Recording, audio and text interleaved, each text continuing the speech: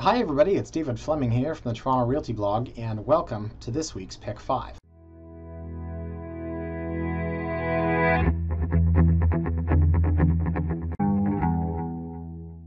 Now I'm feeling a little nostalgic this week. I'm not sure why, but I went crazy this week looking at old buildings in the St. Lawrence Market area. And if you read my blog on Wednesday, you can see just how nostalgic I got, because what started as like a mere mention of history ended up being 1,100 words on my experience in the 1995 Leaside High School History Fair, which, as I explained, was completely rigged. The winners were predetermined in advance, and I did not come first, second, or third because, as you'll read in the story, those awards were given out long before kids started putting pen to paper. And we actually put pen to paper because there was no internet. Anyways, point being, I felt really nostalgic writing that.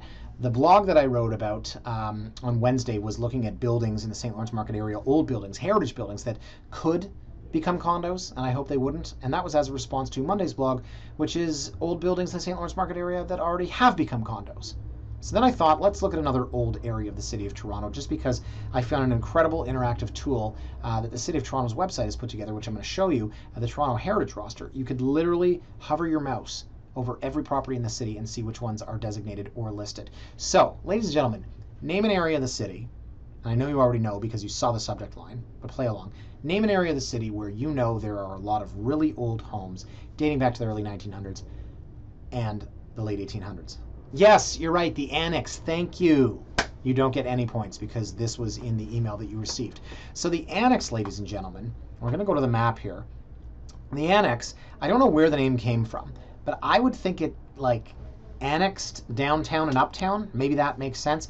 The Annex has always been defined as, and let's draw a box around this, please, Bathurst, Bloor, Avenue, and DuPont. Now, a lot of people, and this is where it gets very confusing, a lot of people think of the Annex as Spadina, Bloor, Avenue, and DuPont. And then there are other people that think that this is, you know, like the U of T ghetto, and the best Annex streets are over here on Brunswick, on Howland, on Albany. Now, first and foremost, that's incorrect because the Annex is the entirety. But secondly, my buddies lived on Albany right here in late 1990s. And they were university students, so you can't really get away from that. So long story short, guys, that's the boundaries of the Annex. But an important point I want to make is a lot of people think that these are very expensive homes. It's a very affluent area. It's very upscale, and you are right. But you also need to remember that there are a lot of student houses. There are a lot of fraternities around there as well. So think of the movie Old School, where our favorite character, Luke Wilson, you know, tries to catch the early flight home from San Diego, and you know what happens, right? Remember, you know, a couple of nude people. I'm not going to do the whole routine anyways. We'll leave that for Vince Vaughn. But remember, he moved into a house, and next door, or no, what happened? Sorry, I was putting that together with Neighbors, the movie Neighbors, where Frat moved in next door. Luke Wilson in Old School, he moved into a house that was zoned for student living. And then, anyways, it's a great movie. You should really watch it. Okay, I get off topic, especially when talking about movies that I absolutely love. So, long story short, you have to be very careful in this area. And you really have to do your research because you could drop $3.6 million in a house and not realize that Kappa, Beta, Phi, bum, bum, bum. That's as best as I could do, that secret handshake. That Kappa, Beta, Phi lives next door. Or, I don't know, there happens to be a crappy rooming house. And that's what we're going to take a look at today. So I've taken 5 properties. And it's a completely random sample. And we are going to look at, this is amazing. We've got low end and high end of the Annex. We've got literally like our glorified rooming house, and then we have some of those beautiful houses you're ever going to see. Actually, you know what? There was a triplex that I was going to show. It didn't make the cut. And then there's a crazy, crazy interesting property, which I'll show you last, which effectively makes this a pick 6. Okay, are you ready to do this? Let's go, and we'll start here, guys. Take a look. Here are our properties. So they're actually all, I didn't do this on purpose, they're all between Spadina and Avenue. There wasn't really anything to show you on Bathurst. But I'm going to start here with 31 Chicora. Chicora. That was the name of the doctor, Dr. Chicora, who treated me for a bee sting at Camp Kawaubi in 1986. What's my point? Nothing. This is how my mind works. It's very difficult.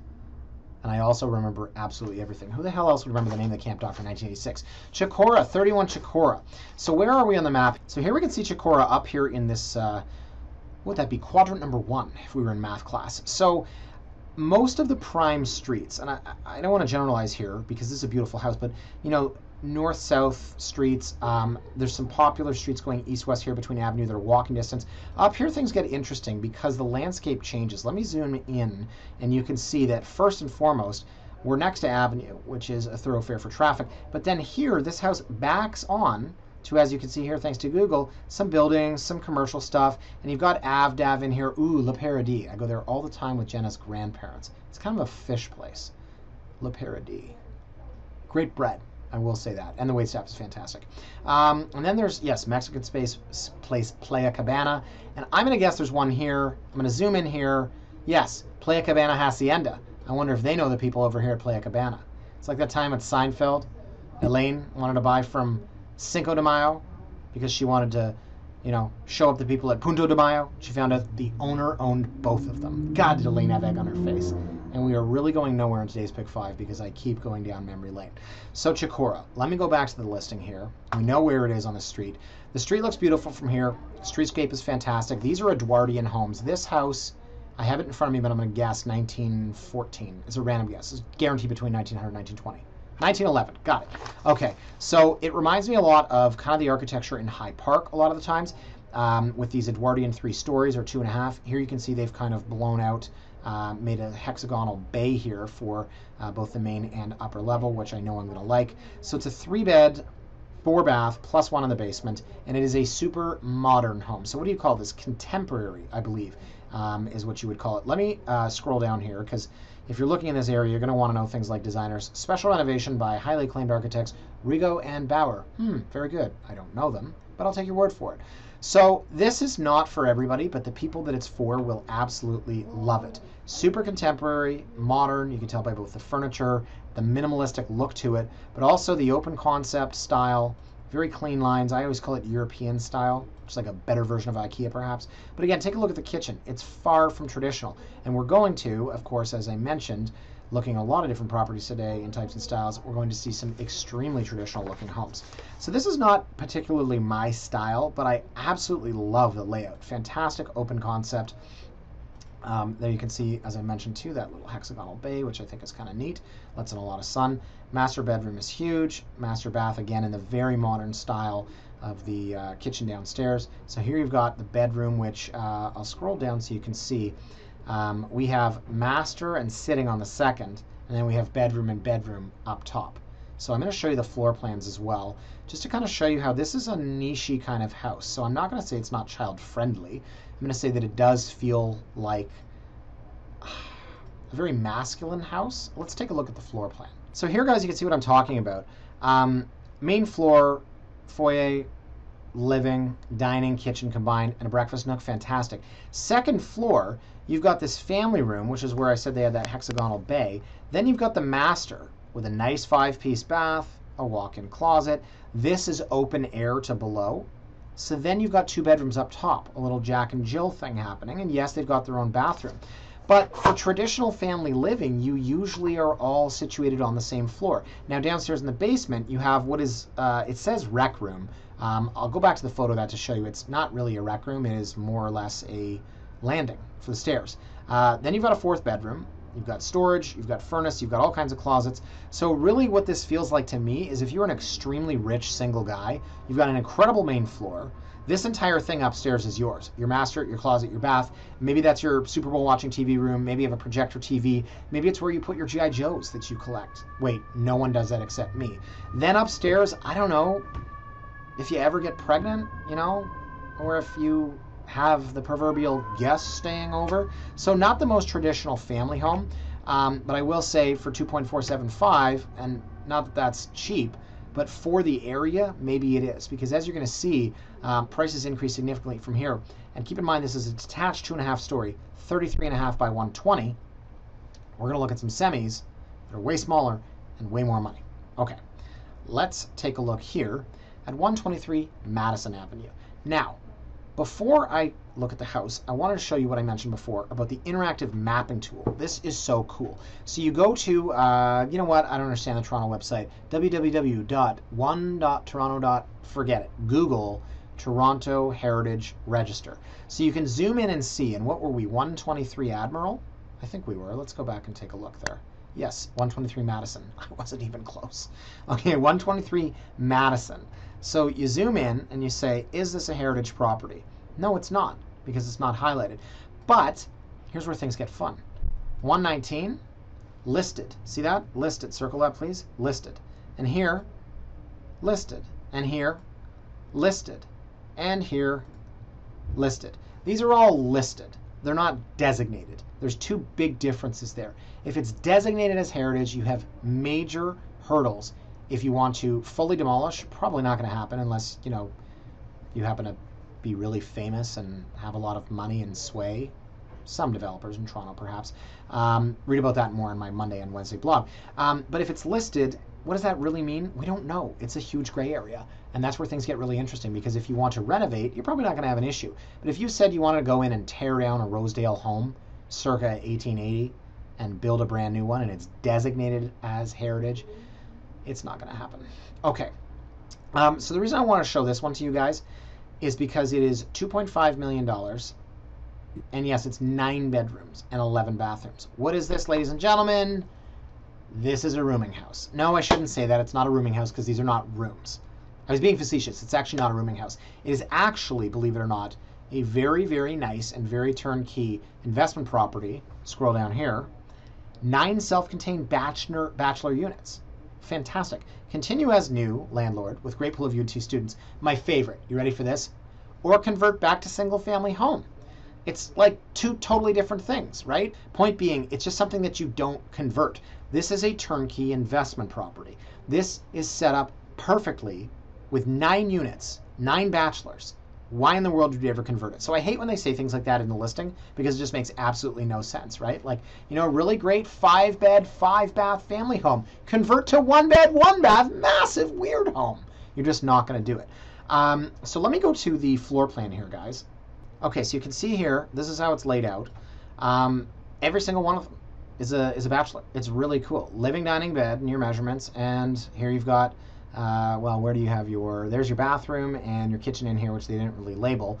But it's very cool. And this is what's happened to a lot of houses in this area. So anyways, not much more to see there. But I want to take a look at the financials. Now, this is kind of neat. So here's what we're getting for these units. 780, 800, 785, 400. I'm going to zoom in for those of you playing along at home. Oh, that's so much better. Matter of fact, I should really be wearing my glasses. I have to start doing it. It's, honest to God, night and day. All right, not gonna wear them. So most of these units obviously are renting, well, it looks like between $669 and $850. Most of these units right now are being rented to students, and you can only increase the rent so much if they decide to stay. If you get a new student, you can have whatever you want. So I love this property as an investment property, but obviously for those of you looking for single family dwellings, it's not gonna work. There you go. Okay, so let's move on here because I want to get back to the single-family dwellings. So this 15 Elgin, this is what I meant when I compared to Chicora. So keep in mind, Chicora was, what, $2.5 million, and it was detached on a 33 by 120. But this, on Elgin, is a semi. It's another $1.1 million. So where is Elgin? Well, it's right here in an unbelievable location. So Chicora, again, not to, there we go. Not to say there's too much difference geographically in terms of the grand scale of the city. This is Chicora up here. But where Elgin is on a, as you can see it here, fully residential street, steps to Avenue, and it is on this side of the semi, by the way, so you're not right next to Avenue. So the house itself, gotta say, not much I don't like about it. It's absolutely gorgeous. Fully renovated, beautiful design. It's 24 feet wide. So keep in mind, I show you guys a lot of semis. There's one on Blong. What a weird name. Blong right now that's on a 12-foot wide lot.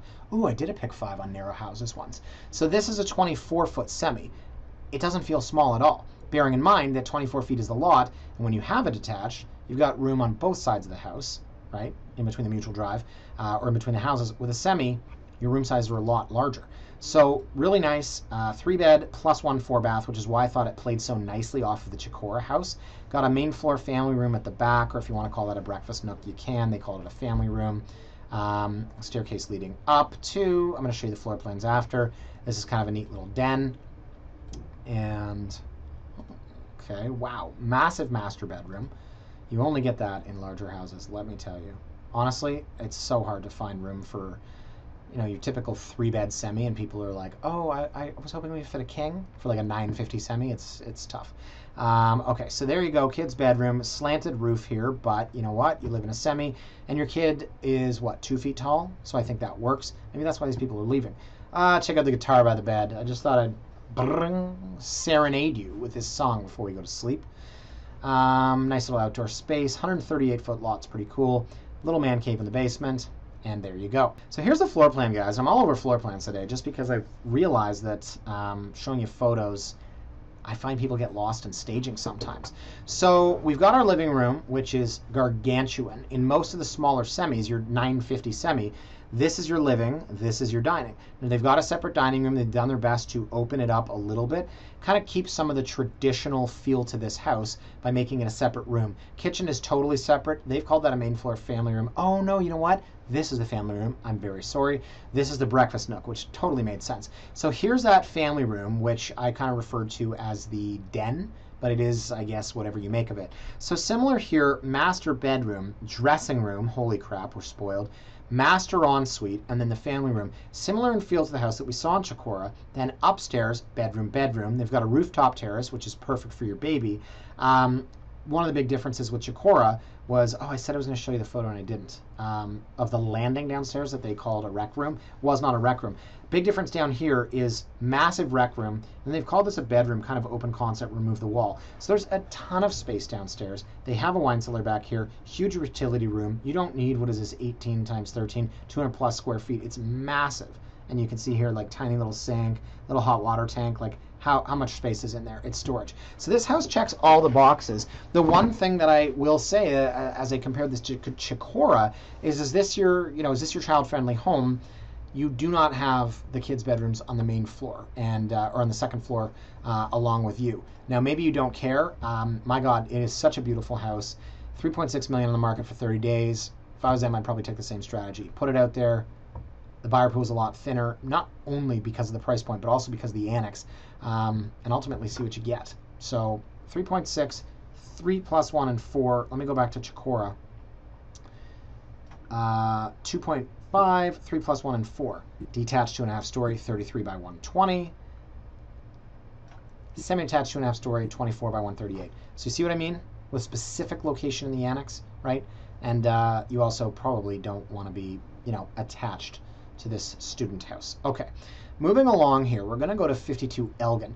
Now, I don't like this house as much as the one we just saw, but it's detached, and it's not 30 by 150. So you've got to pay attention to that. So where's 52 Elgin? Well, as you might assume, it's down the street from 15 Elgin, where we just were. And we'll zoom in. You can see here, obviously, it is fully detached. Phi Kappa Pi. Oops, I moved the camera there. Well, we here at Phi Kappa Pi have done far worse than that. Okay. Phi Kappa. No, I wasn't going to do that again. I don't know what. You know what? I would never join a fraternity. And here, I know I'm off topic. But what's the whole thing about a fraternity is in your first year, you deal with all that punishment, right? You're basically like, eating live fish and God knows what else. I mean, there's like weird sex stuff, like with all the dudes, like, oh, do this, close your eyes. And anyways, you could just imagine. And you do that because you're like, yeah, man, I'm doing all that because after that, I get to do that to other people. I don't understand the fraternity thing. One of my wife's cousins went to school in Georgia, and he joined a fraternity, and I constantly harassed him about all of that stuff. I'm not being very politically correct today, am I? But then again, I don't think not talking about guys doing weird sexual things to each other, even though they're all heterosexual, to get their jollies, and then forcing other people to do that over and over repeatedly over the course of like 100 years in some sort of weird tradition. I don't know if that's I don't know if that has anything to do with political correctness. Okay, right. Oh, that's right. We were talking about real estate. God, I forgot for a minute. Okay, 52 Elgin. Year of the house, which I forgot. Guys, I've been up since 5 in the morning. I was on TV today, and I'm not a morning person. Okay, 52 Elgin, built in 1890. If we could backtrack, please bear with me here. So tired. 15 Elgin, 1880. Right, 1880. Beautiful Victorian style. 1890. Now you get into this weird sort of barn shape that a lot of people don't really like. So beautiful Victorian, and then the first one on Chicora was the Edwardian, which obviously came afterwards. So another similar property, 3 plus 1 and 4, 30 by 150. It's so fun to compare these properties because they're so similar in terms of the specs, and yet oh so different once you go inside this 1890s house. So somewhat traditional inside, then you get into rooms like this and you go, wow, this is really different. Fully renovated, fully restored, things like that in the ceiling, that's not original. They've actually done things like this to make it sort of feel like what they originally had in terms of character, charm in the 1890s. It says 1898 here, detached 1898, iconic home, yada, yada, yada.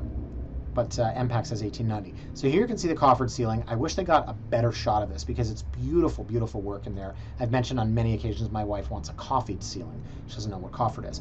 Here you get into some interesting tastes with respect to the floor tile, which they also felt would make nice wall tile. And then we get into photos of bedrooms and such. This is where I lose you guys in the staging and the look. Nice deep dugout basement rec room. God, I want my man cave. And then you have a 340 bottle wine cellar. Who could drink that much wine?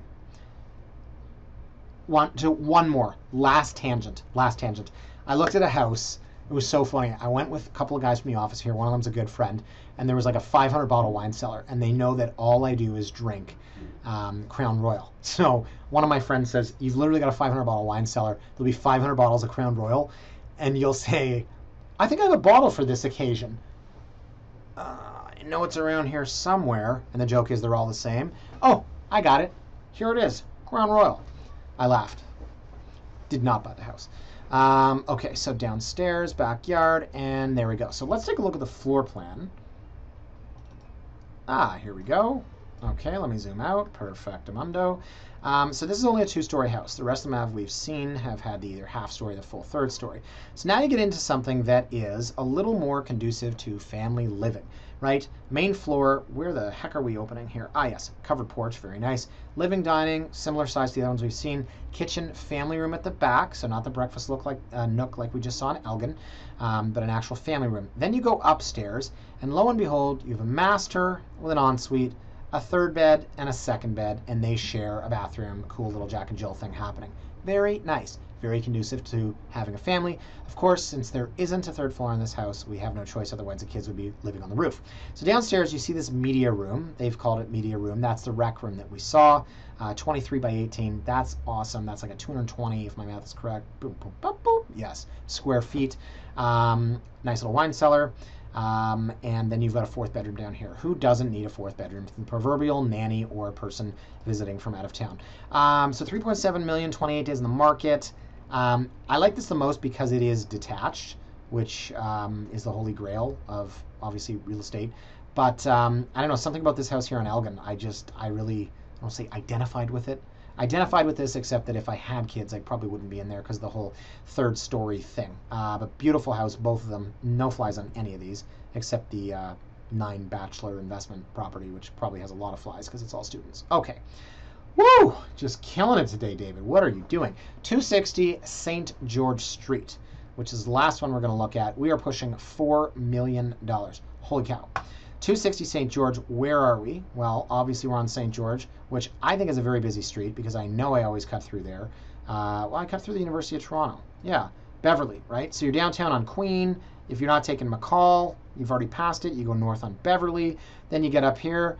You zig, and then you zag, you go north on St. George, you look around, people are so young, it seems like just yesterday you were in university, I can't believe it, it was 1998, you open the door to your crappy little apartment because you lived off campus because you were a loser, right as Mark McGwire hit his 60-second home run to beat Roger Maris's home run record, and you dropped a giant bag of celery. That, happened to somebody I know. Okay, yes, so you drive through the campus, dreaming of yesteryear, and you end up going north into St. George. Boom, there we go. Okay, so the house, guys, is a massive piece of land, 44 feet. So that's the biggest one we've seen so far, right? We've seen some 35s, we've seen some semis that are 24. This is a 44-foot piece of land, and this house was built in, I should have guessed. I would have guessed sooner. 1914. So it's got, see here, it's like this rotunda on the corner, right? Like a turret kind of shape. You see this a lot in Rosedale. Not really getting what's going on over here. I might have guessed it was an Edwardian style, but I would have thought it was closer. Ah, there you go. That's a very cool shot. See, this is what I love. This is what I love about houses, okay? So inside, you've got the old stained glass. Great photo here. Original woodwork, and you're going to say, I know what you're going to say, it's $4 million and it's old. But there's got to be something for everybody in here. And that's what a lot of people in the Annex are looking for. They're looking for character and charm. Again, ignore their furniture, ignore their decor and their large rugs. But the one thing you will look at is, without being a brand new built house, the ceiling height is not great. It's a corner lot, so it should have a lot of windows. But to me, this thing, you know, does feel dated. I'll show you the floor plan in a bit. Judging by the chairs, you know, looking out the staring window, it might be maybe some older people. I don't know. The plants, okay, cool. Yeah, now I'm losing you. I know I am losing you in this room. I know I'm not gaining you back with that photo. That's a sad little two-top. Excuse me, waiter, we're around the corner. You jammed us over here. It's kind of what it feels like. Okay, so the kitchen's been redone in taste that none of us really like. There's your office. And upstairs. Exhale. So let's take a look at the floor plan here, guys. So one thing I see here, a lot of walls, a lot of boxes, and this is why I think this house is a tough go at $4 million. Main floor. Enter here. You can call this a center hall plan if you want, because remember, it's a 44-foot frontage. So you have a family room here, a kitchen here, you have an office here, you have an office here. You need two offices? Fine, relabel one family room. But you have the dining room over here, which is accessed through the breakfast room, which is really that breakfast nook where I made fun of that two-top table. You have the conservatory over here. The last time I heard conservatory, yeah, no, I was definitely either watching that movie or playing that board game. Who got killed in the conservatory? Colonel Mustard, I think. No, he didn't get killed. He did the killing. In the movie, he hit the guy with the lead pipe. Yeah. If you've not seen Clue, oh my God, it's amazing. It was actually one of my favorite movies growing up. Okay, living room, a lot of rooms. Now let's go down first. So we're going to go down. And look, storage, storage, storage, storage, storage, storage, utility, storage. So I don't really know if this is 2,073 square feet of storage or if they just mislabeled this, but you're starting to see that this, guys, is an older house and this needs work. So you have got to love this location. You've got to love this house. You've got to love the original character and charm in there. And you've got to love the words original character and charm, because original character and charm get thrown around as much as original character and charm. Okay, and then we go upstairs. So we've got our master. Thank goodness it does have its own bathroom, walk-in closet, bedroom, bedroom, another office, because everyone needs 3 offices, and then a bedroom. So you can see it's pretty chopped up. Oh, interesting. 3rd floor. Playroom, crawl space, crawl space. Crawl in the playroom. Okay. No, play in the crawl room. That's what I meant. So long story short, guys, I threw this one in here because I wanted to give you a very good representation of what the Annex has to offer. And I think, as you've seen, it can be extremely confusing. So when I opened this up, I said you have to look very specifically at locations. The Chicora one, right? Huge discount because it's backing onto and adjacent to a lot of commercial, a lot of office. You have to look at the streetscape. You have to look up and look down and say, are these houses homogeneous in look and feel? You have to see who the neighbors are. Are these students? Are these rooming houses? There are a lot of very rich, a lot of very affluent people that live in this area. It's home to writers. It is home to celebrities, movie stars. I don't believe in celebrity, but I don't know, somebody that's done a lot of movies and has some money. Go and buy in the Annex. It's home to the odd doctor, college professor, right? It's professional in nature, but it is such a mixed bag because, as we saw with that one on Admiral or Madison, it's literally like the odds of you being close to a fraternity or rooming house, they're pretty high. So you look at a place like this on St. George, real chopped up, $4 million, could use a pretty decent amount of work. And maybe the reason that they think this is worth so much, you can see here, welcome to the 2nd of 9 Eden Smith, Toronto's arts and crafts architect, design homes on St. George, and one of 5 still standing.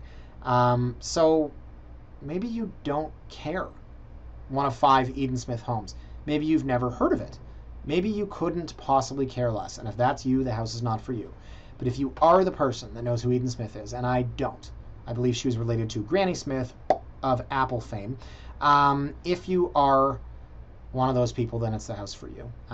But it's, as I said, very, very specific taste in here, because the one that I liked the most was a frickin' semi-detached house, which makes absolutely no sense because the price was monstrous. Anyways, guys, that was long. I hope we edit out a lot of this because I'm showing 33 minutes.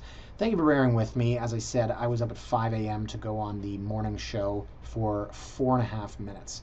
And it just shakes up the whole day. I'm not a 5 a.m. guy. I was in bed at like 9:30 last night. I did not know what to do with myself. And then I couldn't fall asleep till 11:30 because that's just always the way it goes. Cool. Okay. Hope you enjoyed, guys. Have a fantastic weekend, and I'll see you next week. Bye for now.